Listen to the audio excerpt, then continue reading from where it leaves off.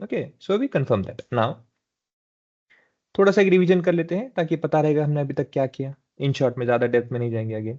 क्या किया है देखो, हमने कल डेटा टाइप में आए थे। पहले तो हमने कुछ पॉइंट्स अंडरस्टैंड किए कि डेटा प्री प्रोसेसिंग होता क्या है, कैसे होता है, क्यों डेटा एनालिसिस में जाना है, क्या डिफरेंस है बिटवीन डेटा एनालिटिक्स, बी है, ऑल दोस। फिर बेसिकली हम इस पॉइंट पे आए थे डेटा टाइप पे कि जो मेजरली यहाँ से भी स्टार्ट होता है टेक्निकल वर्ड्स, जिसमें हमने जाना था कि डिस्क्रीट डेटा, कंटिन्यूस डेटा क्या होता है ना। अगर कोई भी नया है आज तो उसको थोड़ा सा रिवीजन हो जाएगा, और जो पुराने हैं तो उनको प्रिकअपली रिकैप हो जाएगा। सो डिस्क्रीट डेटा होता है जो होल नंबर के बेसिस में हम यूज करते हैं। अगर आप डिस्क्रीट डेटा को 0.29 ऐसे कुछ वैल्यू ऐड कर दोगे तो ये कोई मायने नहीं रखेगा। फॉर एग्जाम्पल, कितने लोग हैं, यस, एक आदमी है, वन पर्सन या वन पर्टिकुलर गाय, अदरवाइज 0.29 यहाँ पे कोई कंसर्न नहीं करता है। वेराज जिस नंबर के साथ में डेसिमल पॉइंट लगाने के बाद में अगर वो कोई वैल्यू या फिर कोई पर्टिकुलर एक सेंस बनाता है, जैसे 70 kg, 70.50 kg is also acceptable.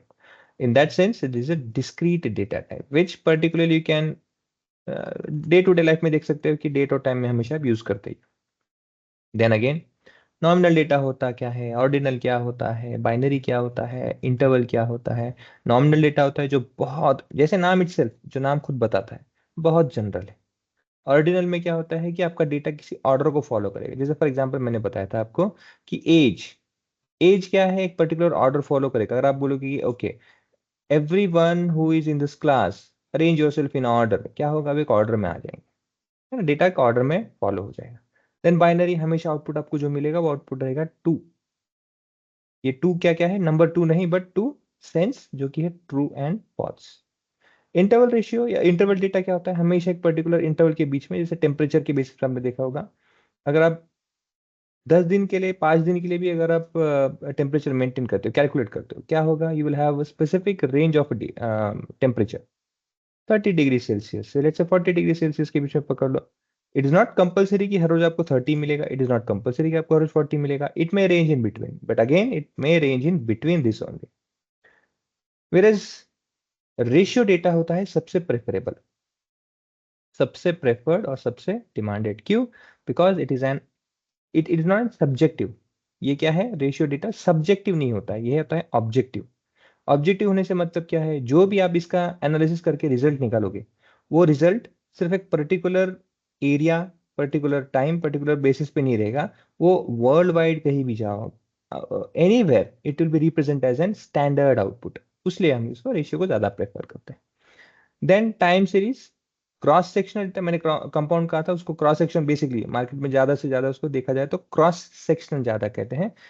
जैसे कि टाइम सीरीज में टाइम और डेट हमेशा कंपलसरी रहेगा, और क्रॉस सेक्शन में विदाउट टाइम और डेट का भी वो डेटा चलेगा। और यहाँ पे क्या होता है, जैसे टाइम सीरीज में मैंने कहा था, मैं आपको पहले बाकी के डिटेल्स रीड कर देता हूँ। जब मैं बात करता हूँ टाइम सीरीज का, तो टाइम सीरीज में हमेशा दो ही कॉलम होंगे स्पेसिफिकली। उसमें से भी एक कॉलम होगा जो कॉलम डिफाइन करेगा सिर्फ और सिर्फ टाइम या फिर डेट को। वेराज क्रॉस सेक्शनल डेटा में टाइम और डेट के अलावा बहुत सारे मल्टीपल कॉलम्स होंगे जो कि इस टाइम और डेट, मतलब डेट और टाइम को मेंशन भी नहीं कर रहे होंगे, फिर भी वो डेटा यूजफुल होता है। Whereas combination of both this data is nothing but panel data और longitudinal data।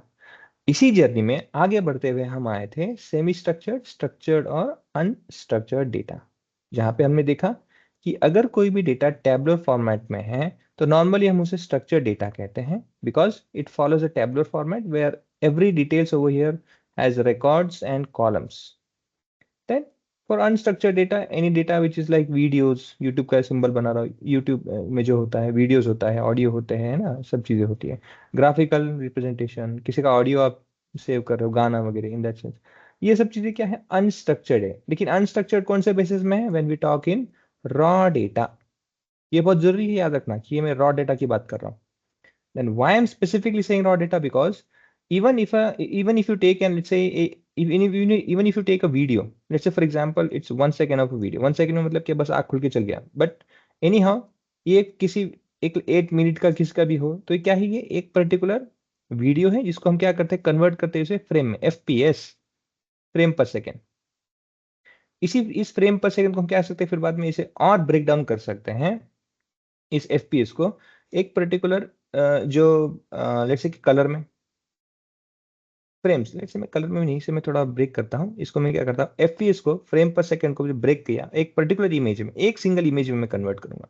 उस इमेज को फिर मैं क्या करूंगा, पिक्सेल्स में। Pixel is nothing but colours. One colour, अब लास्ट में जब कलर में आ जाओगे तो जो कलर की वैल्यू है ना, ये वैल्यू आप यस इसे स्टोर कर सकते हो आप पर्टिकुलरली ये टेबलर फॉर्म, इस पर्टिकुलर स्ट्रक्चर डेटा में। बट अगेन क्या है ये, क्या ये रॉ डेटा रहेगा अभी? नहीं, ये रॉ डेटा नहीं है, ये प्रोसेस्ड डेटा है। तो जो भी अगर रॉ डेटा है जिस सिनेरियो में है, अगर वो रॉ डेटा है और रॉ डेटा को हम स्टोर डायरेक्टली नहीं कर सकते, तो it becomes unstructured data. Vera semi structure क्या है, जैसे गूगल फॉर्म है, एग्जाम के फॉर्म होते हैं, कहीं पे जाके आपको लॉगिन करना होता है, अकाउंट बनाना होता है, तो वहां पे क्या होता है, एक particular semi structure tabular format नहीं होता है, बट एक पर्टिकुलर स्ट्रक्चर होता है जो फॉलो किया जाता है, that is called semi structure. Now assignment बोलो या फिर कल का जो एक टास्क दिया था वो ये था कि भले ही सीएसवी फॉर्मेट आपको तो सबको पता ही है, जैसे एक्सेल होता है वैसे एक सीएसवी फॉर्मेट होता है, उसे हम कहते हैं कॉमा सेपरेटेड वैल्यू। ये भी मेथड आपको देखोगे नेट पे या फिर कभी जान पता करोगे तो पता चलेगा कि ये भी टैबलर फॉर्मेट ही फॉलो करता है, ये कुछ अलग नहीं करता है जैसे एक्सेल शीट करता है। बट फिर भी इसे हम क्या कहते हैं, सेमी स्ट्रक्चर। अब उसका रीजन ये है क्योंकि कॉन्फ्लिक्ट होता है, क्योंकि क्या होता है कि आप बोलोगे अरे सर एक्सेल भी तो जो शीट होते हैं वो भी तो यही फॉर्मेट है, सीएसवी भी यही फॉर्मेट पे, फिर क्यों उसे सीएसवी का दर्जा दिया जो कि सेमी स्ट्रक्चर में आता है? यस, उसका रीजन ये है, जो भी डेटा सीएसवी में सेव होता है उसे CSV which is nothing but text. मतलब क्या हुआ, अगर आपने सीरियल नंबर यहाँ पे लेट्स से सीरियल नंबर दिखा है, ये नंबरिंग है, लेकिन नंबर को भी कंसिडर क्या करेगा जब सेव करते समय, इसे भी टेक्स्ट ही कंसिडर कर लिया जाएगा। डेट डेटा टाइप है, डेट डेटा टाइप को भी टेक्स्ट ही कंसिडर कर लिया जाएगा।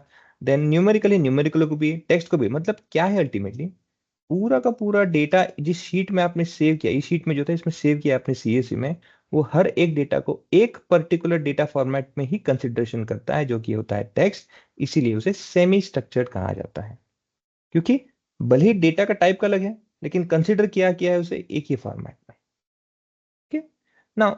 इससे क्या प्रॉब्लम है? यस, इससे प्रॉब्लम होता